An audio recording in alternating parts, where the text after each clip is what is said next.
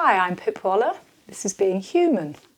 Today I'm going to talk about diet and depression.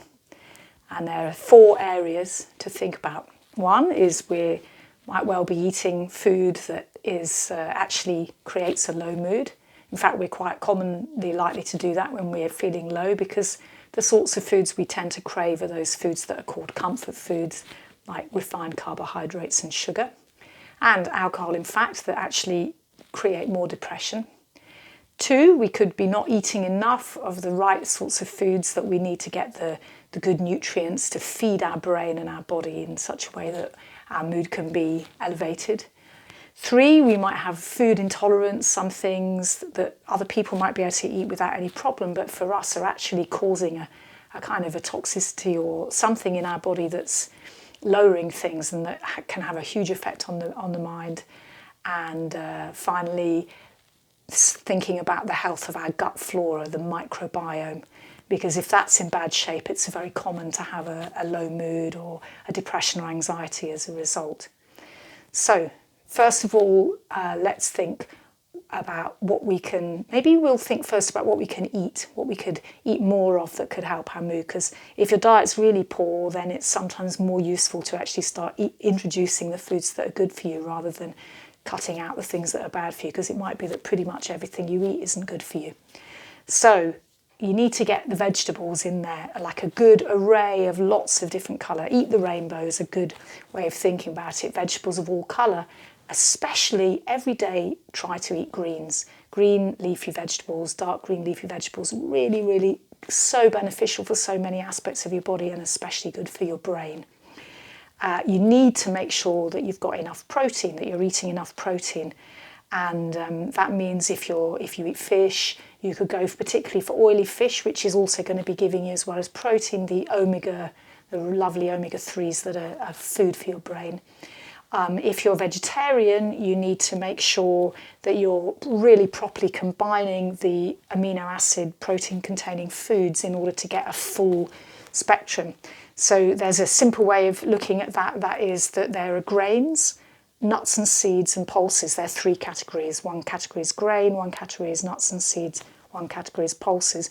And in every meal, you need to have 2 of those 3, and then you'll have complete protein.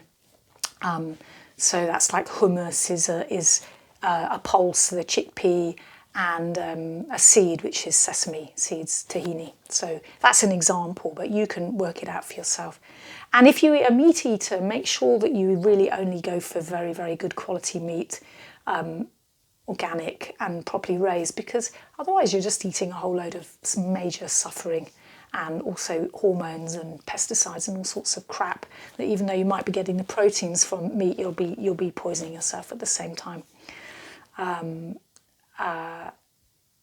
then nuts and seeds, green leafy veg, good quality oils and fats, high amounts of protein, beans, this kind of thing is good for you. And also drinking enough water. If you don't drink enough water and you've got the chronic dehydration, that has a big effect on your brain and on your energy levels. And if you're depressed and you'll be feeling low energy anyway, you don't want to make that even lower. So if you want to know how to drink water, or you want encouragement for how to drink water, you can look elsewhere on this site. You'll see some videos about drinking water. Okay, so that's about what to eat. So now what to cut out. The biggest thing to think about cutting out are the refined carbohydrates and sugar. Because what these do, refined carbohydrates like white flour, white rice, white pasta and so on, as soon as you eat them, you digest them, you get a big spike in blood sugar. And when you get a big spike in blood sugar, you get an immediate drop. So you get this kind of lurching blood sugar situation going on, which actually makes for a lower mood.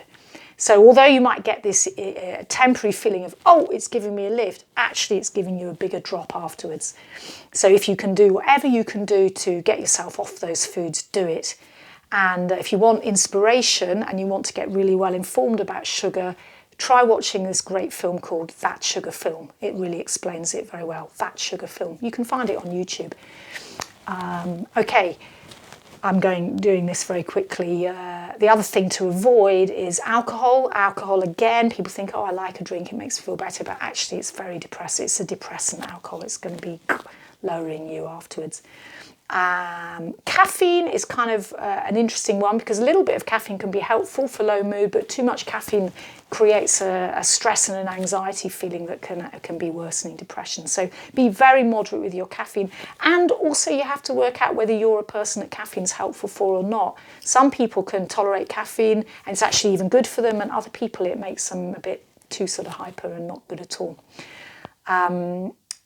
Okay, and the other thing is all the processed food, full of chemicals, new chemicals all the time. We don't even really know what they're doing to us. So the cleaner that you can eat, the more sort of fresh, whole, real food you can eat, the better.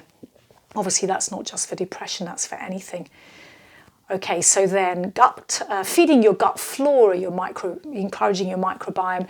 I've got videos about that. You can watch the whole thing, but it's basically about the fermented foods, yogurt, kefir, 20 times stronger than yogurt kefir is, kimchi, sauerkraut, that drink kombucha. There are many things.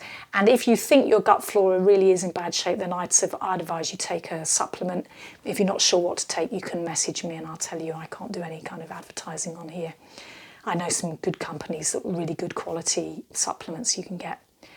And then the other thing is your food intolerances. So a food intolerance, if you've got an allergy to a food, you'll eat the food, you'll immediately have a reaction. You'll know, oh, that food's bad for me.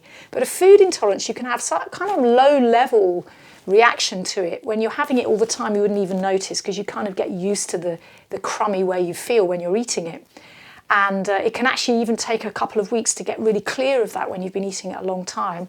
So I really, really do suggest that you consider food intolerance if you've got a problem with chronic low mood.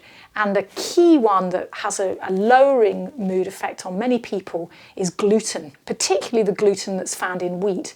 So if you do nothing else, you could just try, okay, I'll just have a week or two where I just don't have anything with gluten.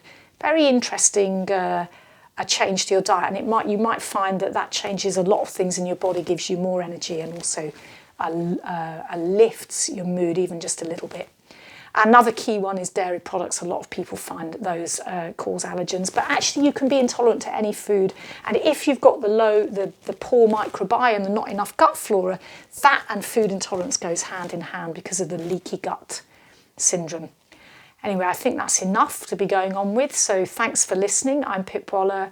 This is Being Human, and this is part of depression.